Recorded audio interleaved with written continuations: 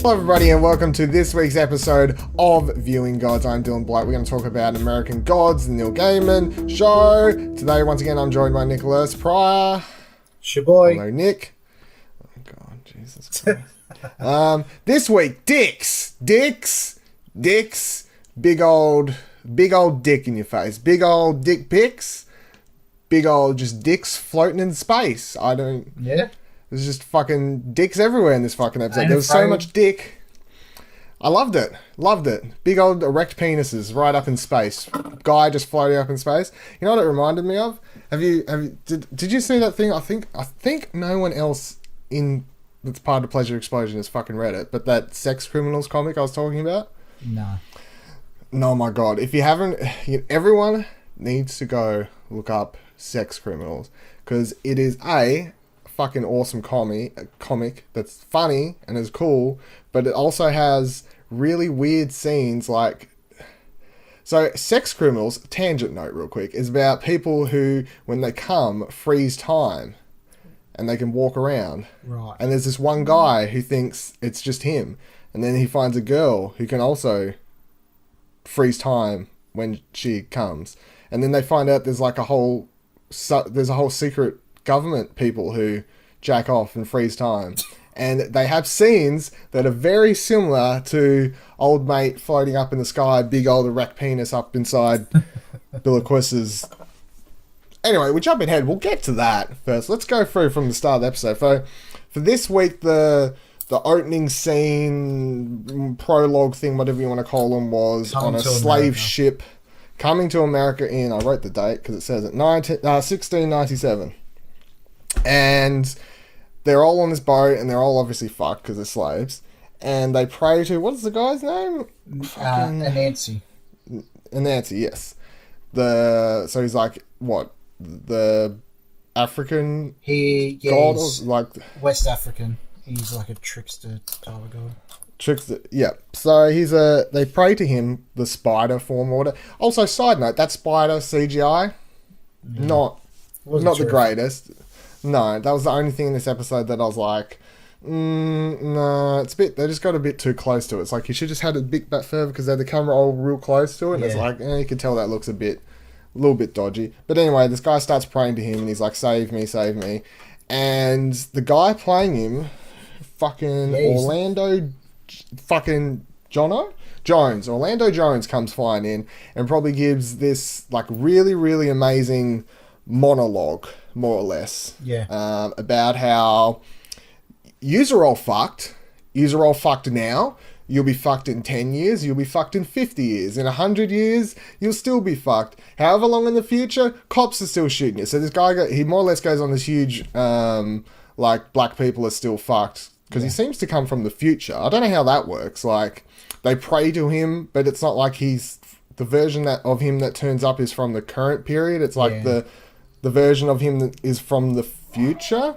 So it's like, okay, and he shows up in this whole jazzy uniform, and there's this really cool jazz music playing in the background. But that guy's great.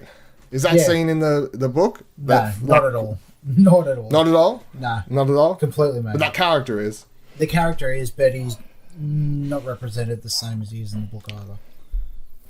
Really? Yeah. Completely different. In the book, he's like a little old man. Way different then. Yeah. Completely different. Yeah. He looks, I don't know. I thought he was great though. Yeah, no, he was good. It was a bit of a shock for me, but based from what I was expecting. But yeah, it's pretty good. The weird part is like that character doesn't show up in the episode. Like no, he doesn't. He's gonna show up eventually, but if he goes by the way the book is, he'll show up at the end of the season. Really? So they're just like monologue. They just prologue him at the start of the episode. Not for me, it would have made sense to do one for Schoenberg. Yes, because he's actually in the episode. Yeah, I don't know. Well, whatever. They're setting them up as they're setting them up. I guess I'm not in charge of the show. Well, I don't want to be. I think they might have done it to, especially with that scene, to get the publicity out there for what the scene stood for. The whole Yeah. Well, it makes it's a good scene. It is a good scene. I don't think it's trying to grab political attention. No. But I think I think it's strategically placed to grab, not political, publicity.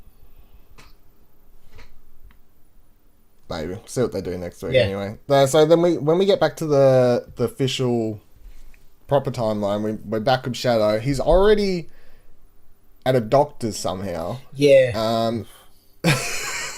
This is another problem I have with the episode, and I thought that they would explain like what happened in the episode, but they never did. They're just like, oh, you know how at the end of the last episode, all these demon things or whatever the fuck was hanging him up on a noose, they all start exploding everywhere. And we said last week, I was like, oh, I wonder what saved him, and I was like, I presume it's another character that's come in and saved him or something like that. No, it's just like something, but.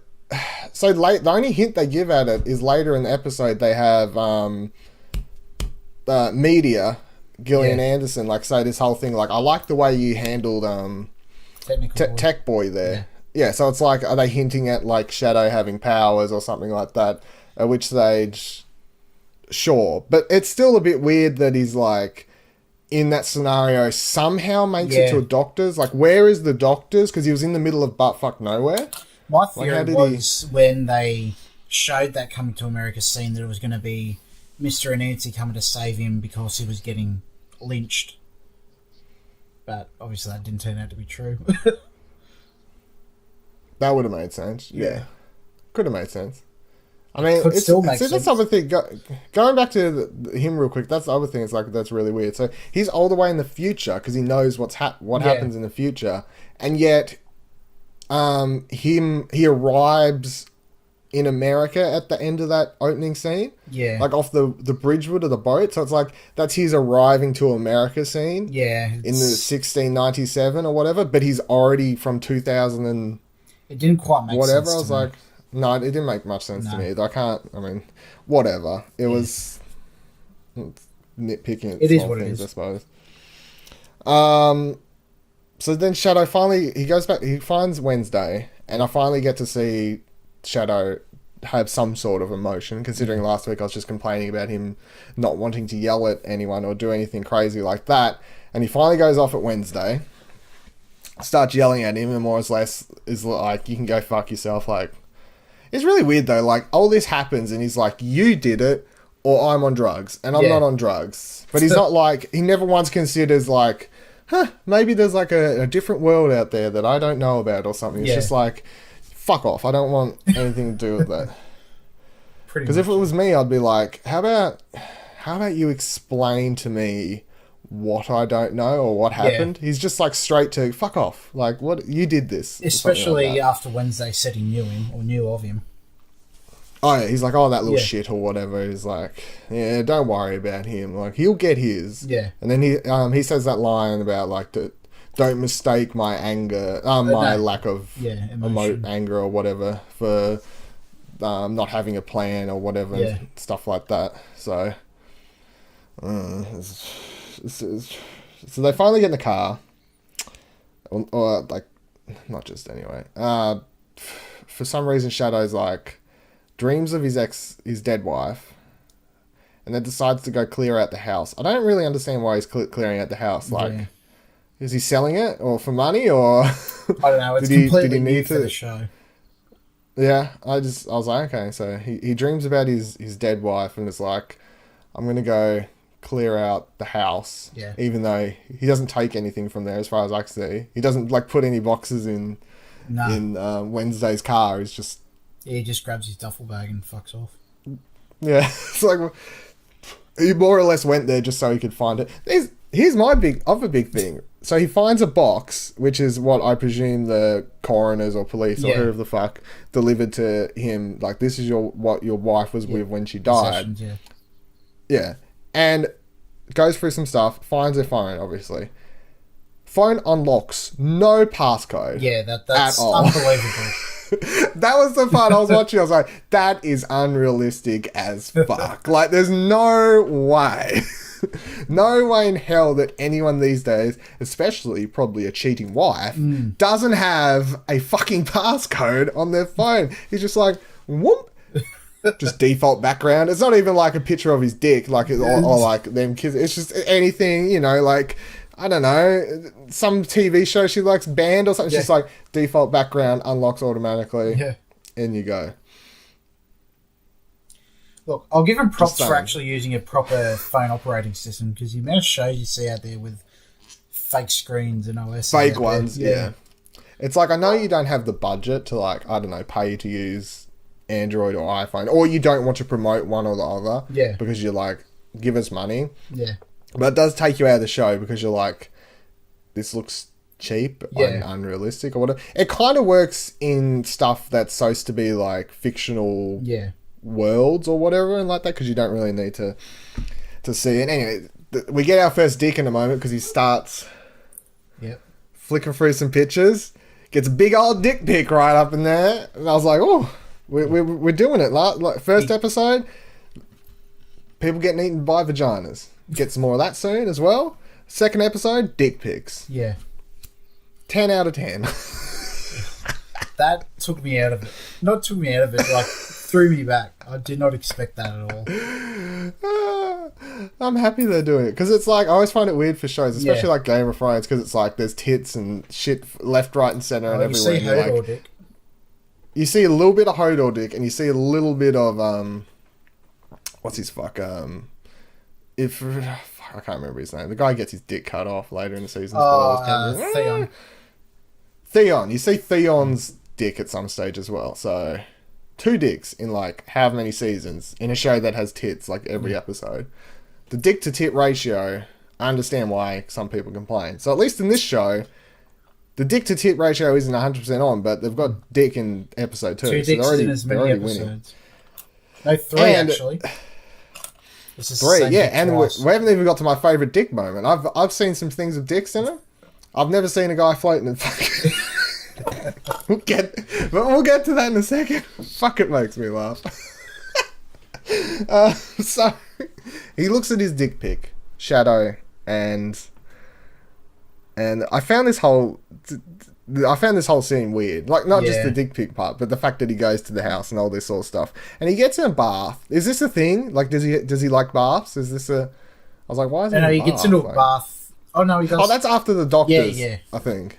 No, I was like, why is he...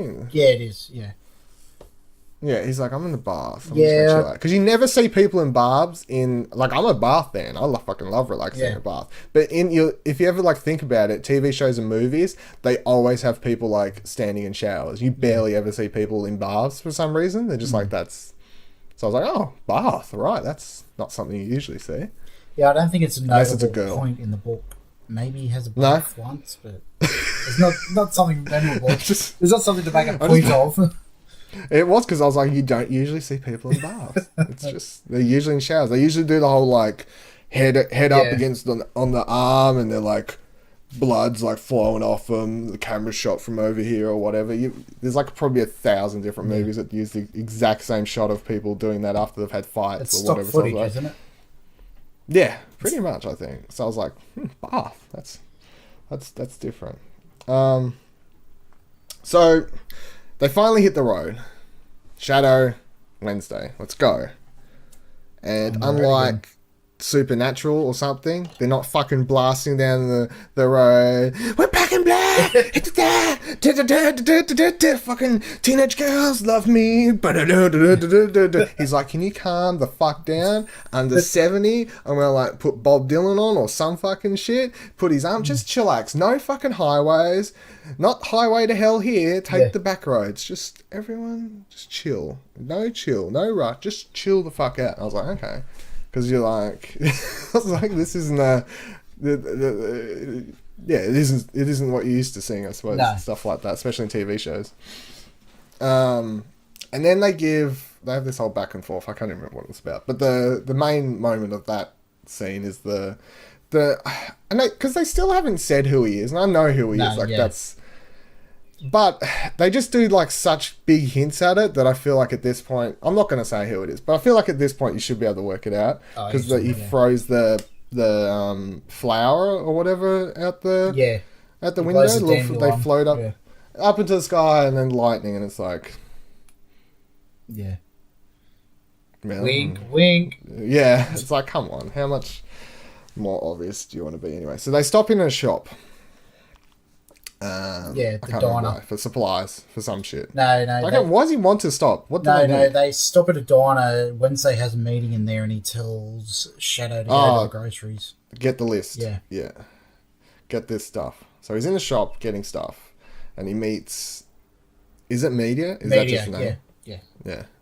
Which was played by Gillian Anderson, who fucking was wicked. Yeah. As I really, really liked her as this role, especially after seeing her the last thing. So she did that set. She did. Do you like X-Files? I do, but I haven't seen that latest one.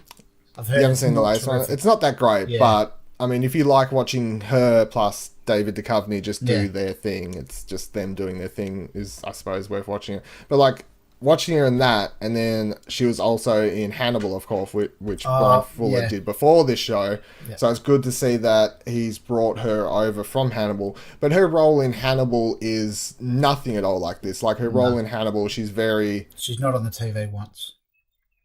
Yeah, well, that's a start. She's she's like more timid, and she's just like a normal kind of. She's a psychiatrist. Yeah, kind of. And in this, she's putting on like this 50s, like what's he call her? Like he's like, I love Lucy spoke to me. I love Lucy spoke to me. Yeah. So she's putting on that whole accent and everything. So in the book, is this the same? Like, have they? How's the TV work? He stops off in a motel room after doing something, and as he's laying in bed, the TV comes on and it starts talking to him. Pretty much the same way, like, we want you to join the winning side, we'll look after you, we make you bigger than you could ever dream of, stuff like that. And the part in it goes, do you want to see Lucy's tits? The same, there's got still got that. I was waiting. I was kind of waiting for her to do it, but we'll have to settle with dicks. We'll have to sell with dicks this episode. Hold on, we get a lot of fucking Bill Quist coming up. Oh no, again. And you also see that chick in Wednesday's bed back at the motel. Oh yes. So we got like two tits for it's about equal. About equal tit dicks. Yeah. Tit dicks this episode. They was doing all right. So I really, really liked Gillian Anderson. She's not my MVP for this episode, though. My MVP of the episode is yet to come up. Not who you probably think it is, but not her. Although I thought she was really, really great, and I hope that she's not in. Would she, from the books, would she only be in like a couple episodes? Or she a handful of scenes at most. Yeah. Well, that's fun. I hope they just bump her up. Gillian Anderson and Bill Quist is already in it. 100 times more than what she's in the book. There's like 2 scenes. Well, she's like Well, she's like a main character, I suppose. Bill Quist somehow. She's just not making sense to me at this point. So he's having a meeting with when he finally gets back to the restaurant where Wednesday was having the meeting after he's done his shopping and stopped talking to Lucy on TV. He's having a meeting with someone. I don't know who the fuck that's supposed to be or someone, but their eyes light up red as he's walking out. A very minor character in the book. Very minor character. Okay, so not someone important. No. It's just some guy whose eyes light up red. Same shot was in the trailer, so it's not like I hadn't seen it before, but I was like, okay, who are you, guy? There's another thing again, like when they have that whole scene after he's sitting at the table there. Yeah. He walks past a dude, eyes light up red. Yeah. Got hung up by a bunch of robot people and all this stuff. And it's only now that he's like, maybe I should be like, do you want to tell me what the fuck is going on? He's like, for this whole time, he's just like, I just don't want to know. I'll just pretend it doesn't exist. I'm like, for fuck's sake, can you stop being so oblivious to what the fuck is even happening in this fucking show anymore? So straight after this scene, I believe, is where we get... they hit the road again. Oh, no. Sorry. Worth pointing out, they get back into the car. Yep. And Wednesday spits it because he tries to give him a phone. Shadow tries to give Wednesday a phone. At which point Wednesday then sounds exactly like, oh, my grandparents when they're talking about technology, pretty much. He goes on this whole rant, and I'm like, I'm just closing my eyes going, oh, Pop. Oh, no, it's sorry. It's spoilers. Very similar sounding. Oh, no. So he hates all technology. It's like, I wonder why, considering they've already hinted at the start of the episode that he's like that little fucking shit technology kid. So it's like, why would he? That I suppose he has no idea what's going on. Yeah. He still can't. That's what I mean. Like Shadow's just like guy who calls it woman in TV. No, fuck her. Gives him a phone, throws phone at TV. He's like, why don't you like technology? It's like, he doesn't throw the phone Shadow gave him. He throws Shadow's phone out. He throws both, doesn't he? Oh, I only remember. I think he throws both. He passes him one, and he's like, "The fuck is this?" Yeah. He's like, "Oh, why would I need this?" He's like, "I don't know. Maybe in case I want to call you." And then Shadow pulls out his phone, and he grabs him off and like fucking chucks it out the window. And then he like starts rambling on about how technology and like is shit, and this is all garbage, and can't you send me a messenger bird? And, like chucks the other one out the window too. And then Shadow's just like, I don't know, fucking. It's just. There goes the dick pic. This morning, dick pic on my dead wife's phone. Now this guy's just chucking my fucking mobile out the window. I just don't know what to do with my life anymore. You're like, I understand, dude. So then now we get to the best shot of the episode, of course, which is after the whole mobile phone conversation. The camera pans up into the sky. Oh, we're going into space. Who's this over here? Is it the blue man from Watchmen? No, it's the guy from last episode who got swallowed up into a vagina. I think it is. I'm pretty sure it was. Didn't it? Okay, well, it's just a guy then. Yeah. Anyway, it's just a guy. I was getting 2001. Who looks really, really happy with himself, like, and just a big old erect penis just floating up in space. Best shot. Like, if this show doesn't win an Emmy just for that shot, I don't know what the fuck the voters are doing anymore. I really don't think it will. Well, I'm gonna strike. I can't have this. It's the best shot of television I've seen all year, is all I'm saying. All I'm saying. And Game of Thrones is yet to come back, but I can tell you what they won't have. Dicks in space is what they certainly won't have. They will not have that. They may have dicks. Not in space. But not in space. It's not really space, but well, it fucking looks like space. Yeah, so then it does like pan out. I don't know. It doesn't like... I don't know where it pans out. I just presume the camera like pans back out. Yeah. Bill Quist's fucking gaping hole. I'm not sure. Not sure what's going on there.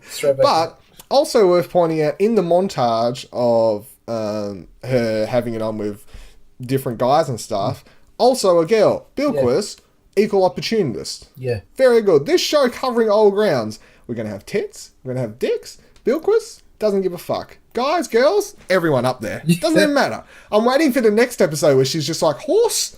Doesn't even matter. Like, how can a horse worship its cunt? Yeah, well, yeah, waiting for that. She's just in the barnyard. Worship my cunt. Oh god! It's still funny though, because they hit in a second or in like 10 minutes or whatever. They get to like explaining or hinting at explaining what her whole reasoning is. And I mean, to me, it's kind of obvious. Like, she goes to a museum, I presume it is, or whatever. She's like walking in there and she's looking at a statue or a sarcophagus or something. I'm not sure what the fuck it was supposed to be. Of her, presumably, looks an awful lot like her. So she was like a goddess or god or something back in the day, I suppose. And then she walks over to this other cabinet thing. Yeah. And up half floats like what looks to be a man's body forming and then kind of disappears. But the way of the material and shape that's forming looks an awful lot like her vagina space. Yeah. So automatically, I'm just straight away like, oh, okay, she has to get enough people up there to bring back her husband, I guess. I think it was her silhouette.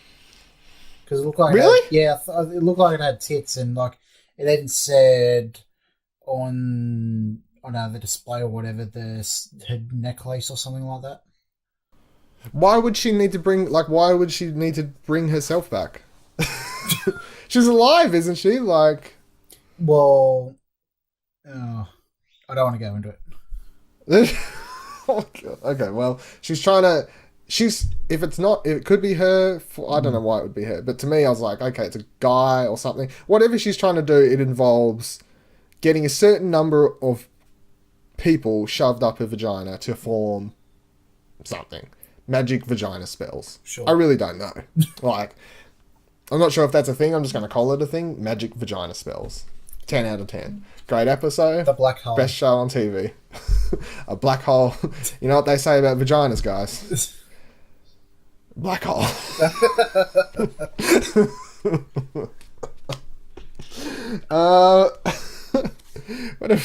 That's literally what my note said as well. So she needs to suck up enough people to bring her husband back? Question mark.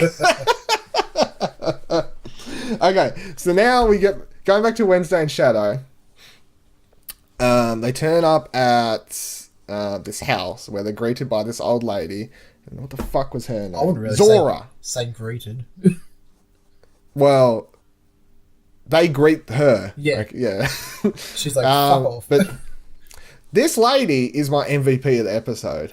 This Cloris Leachman, who played Zora, whatever the fuck her name is. She's my MVP of the episode. It's not even the guy we're about to meet. I thought she was fucking great. She's funny. Yeah. The whole thing. She kind of made it, especially when we'll get to it. They invite themselves in more or less, and he says Wednesday says he wants to speak to. I can't even say the fucking guy's name. Like, how do you? Schoenblog. Schoenblog? Yeah, Schoenblog. Schoenblog. Like, I have a Schoenblog where you can read about my daily life. A Schoenblog. Sure, we'll say that. Schoenblog. He's like, I want to speak to this guy. And you see the guy outside killing a horse. Well, it's not outside. I suppose it's down the road further or somewhere. Like, they're in town, aren't they? Yeah. With one of those gun things, and he kind of just looks bored about his life doing it. Scene. Was it supposed to be a metaphorical scene? Okay, well, either way it makes sense when he starts his monologue at the dinner table in a bit.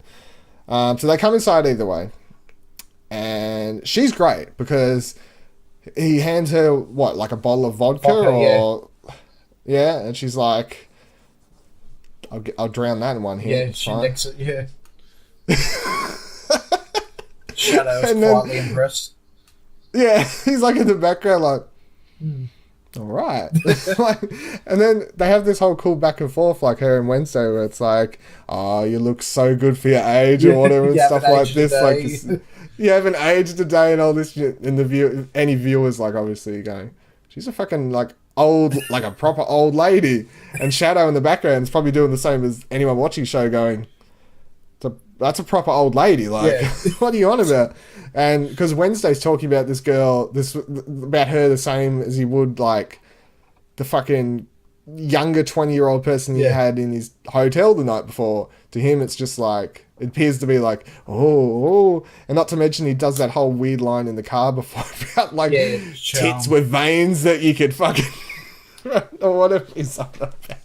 I'm like, this guy's hilarious. I don't know even what he's on about. It's just when back in the Viking ages, women had tits with huge veins. Apparently, I don't know. Like, whatever works. I don't know what happened there, but I don't know who's that. I didn't write down that. So he has I don't know how the whole family system works here. There's the three sisters, and then Schoenberg. I think maybe a brother.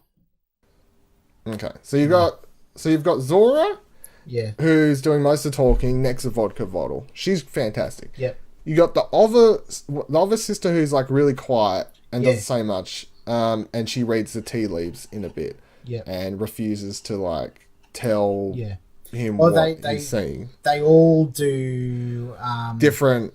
They all skills? do. No. They all do the fortune telling, but the oldest one makes the most money because she tells lies, and then the second one is sort of honest, and then the third one is completely honest. Okay, so you said Who's is the one that we don't see the one that's in the room the oldest or no? She's the youngest. Okay, so the youngest one is the big scary one that they're going to wake up. No, she. If it goes by the book, she'll be in the next episode. Okay, that makes sense. So Schoenblog, fucking spot on, Bevan. He shows up, and I can't remember the fucking actor's name. I was just I can never remember his name. Steinsgaard. No, Stormare or something like that. Storm. Yeah, I'm always just like the guy from Prison Break because that's the first thing. The guy from Constantine. Constantine. Yeah, oh my god, not again. It's fucking Constantine. Movie. No. He turns up. I'm not sure if I liked his his accent on it. It seemed like too excessive to me a little bit. Like too. He's got an accent enough as it is. I don't think you need to put one on. Yeah, I know. It's like they was going hardcore. Like, no, amp it up more. Go like really, really stereotypical, like especially Russian Slavic or whatever. gods, Slovakian or something. Slavic, like Ukraine, Russia, Romania, all that kind of stuff. Yeah, I thought it was just a bit much, but so he shows up. They did his whole. Him and Wednesday have a fight. They agree to have dinner. While at dinner, he asks, fucking mental blanking on the main character's name now. Holy fuck. Shadow. They asked Shadow to play checkers after the game, and Shadow's like, alright. Now, here's the thing that gets... Because by the time you get to the end of the episode, you realise at this point Wednesday's probably knows what's going to happen, because he starts to butt in, and then he's like, sit the fuck down.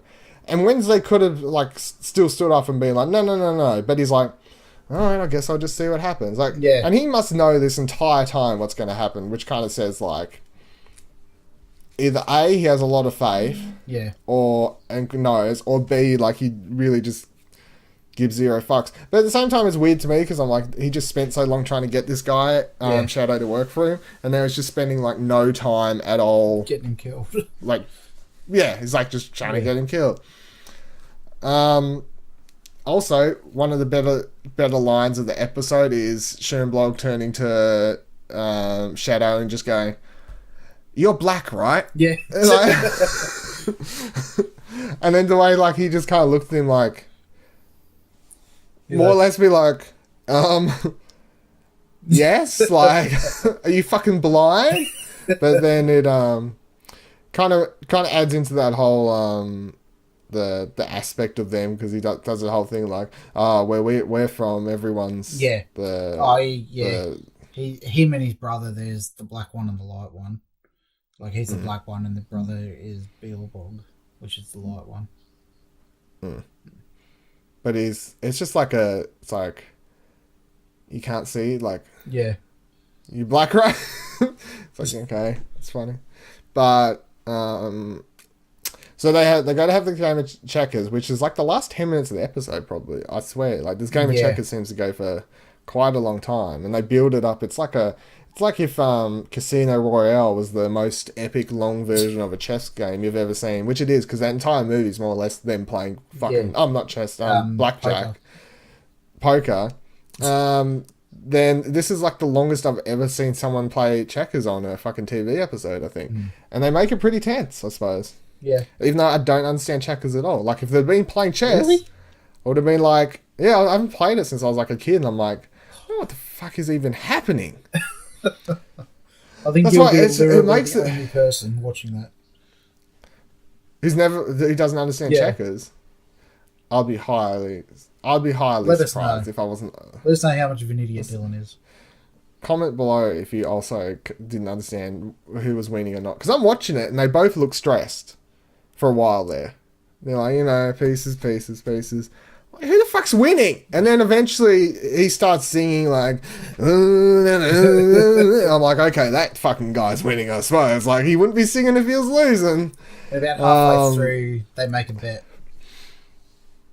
Yes, they make the bet, which is I forgot to point out, like, even the main thing, which is like, this is what I mean. Like, they Wednesday would have known this was coming for sure. I don't fucking believe that he didn't know this was coming. No, yeah, of course. And the bet is Wednesday wants me to come do something. We don't know what. Wednesday's apparently gathering the Avengers or something to meet up somewhere.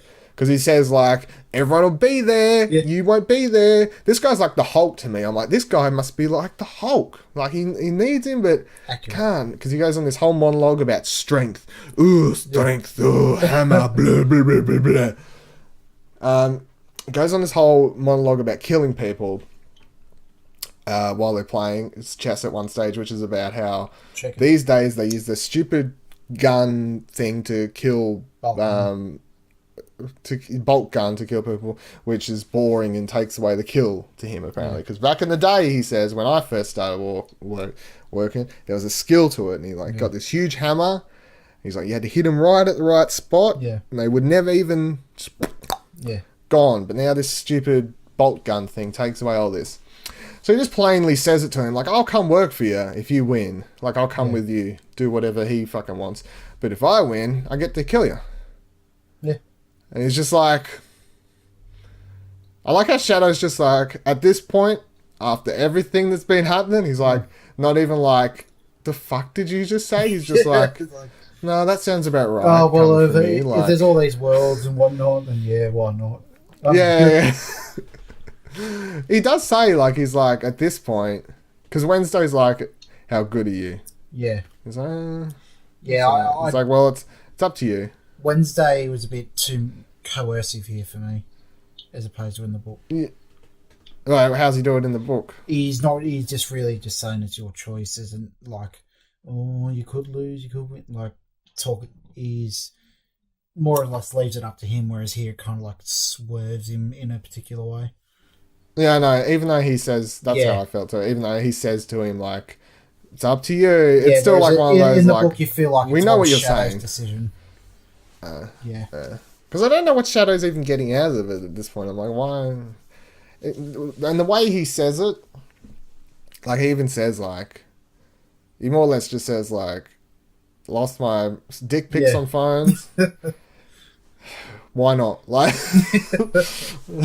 why not? And then the epic game ends and he loses. Cliffhanger, he loses. Good job. 3 years in prison. You couldn't even learn how to beat some fucking Russian guy or whatever. Fucking terrible. Shadow, absolutely terrible. And that's the end of American Gods. Thanks for joining us. That's American. So the episode overall, I thought was better than the pilot, even though I really liked the first episode. I think this episode was a lot better because, like, the first episode was just random, a lot of random things just happening. You didn't understand what even the point was. Like, even in this episode, finally having that little moment with Bilquist, I was finally like, okay, I don't fully understand, but I'm like, okay, we're getting towards something with her. She's not just someone random. You get a better idea who Wednesday is. Shadow actually shows some emotion and stuff like that in this episode and isn't just boring as all hell and completely dry and emotionless as he was in the first episode. So I think, even though both episodes are great, I think this one was a lot better. Even though I will say that 8-episode season, the show is moving very slowly, I think. So it's like... Yeah. I mean... Not that that's a bad thing, but it's like... Judging by the show's going to be a couple of seasons. Judging by the show titles, it will only get to like chapter 7 in the book. The end of the first season. Even if they do that with all the added in stuff. Yeah. So, what are your thoughts? Anything? I think the first episode was better. This one was more jarring to me as they're detracting a bit more from the book, but it's it's hard because I don't want to be the guy that's like, the book did it better, but it's just hard to distance myself from it considering it's the last one that I finished. So, I mean, I'm along for the ride. I'm keen to see where it goes. I like Schoenberg, the actor they played. He fits my mental image the most out of all of them so far. But yeah. Yeah. You seem disappointed. You're like you're doing the whole It's like me when I went and watched some of the Harry Potter books even as a child. Every time I left, I'd be that guy. Yeah. In the book. I'm not saying it's not good. I'm enjoying myself. Do you think we reach a point, do you think eventually with this show, depending on how long they want it to go for, they could reach a point similar to Game of Thrones where they follow it up to a point very similarly to the book and then they just like divert completely off? Quite possibly. I reckon it'll depend on how well it performs. But because currently, like I predict maybe a 3-4 season arc. Because at the end of the first season, if they follow the book, it'll be about a third of the way through. Still very short. Like for TV show standards, I suppose. Yeah. Especially if it's only like 8 to 10 episodes each. That's true, yeah. Yeah, that's it. I don't really... We'll see what it is. I don't really have any... And once again, cliffhanger, I don't really have anything to guess. Like last week, I was like... Someone's gonna save him, and simply by the fact that I presume the main character lives, I'm like, someone saves him again somehow. Maybe they'll explain how he saved this time. This is interesting. What do you think's gonna happen? Because I'm pretty sure know what's gonna happen. I'll just assume that I don't think he could save himself in any way. And I presume that he'll go through with it, and they'll get very close to the point where he will get killed. Like I presume it's one of those like last second or like very close to it actually happening moments. I don't know. Maybe did you say there was a brother, the good one? He shows up. There's my guess. Okay, we'll see. 10 out of 10. Dylan gets it right. Well, tune in next week. So tune in next week to hear our thoughts and opinions and go over the entire episode and random things that have happened. Like this week's main factor was, of course, dicks, and maybe next week we'll just be back to big old people. Just call this the Billquist cast. Like, who's she eating? What's that veg eating this week? It's a great show. Where can the people follow you, Nick? On Twitter at Lord and Pryor and everything Pleasure Explosion. Everything Pleasure. You can follow me on Twitter at Viva La Deal, and you can go to www.pleasureexplosion.com to just everything else that this is a part of. The whole fucking network. Yep. American Gods. See you next week. Bye-bye. And swipe right on Billiquist. Oh my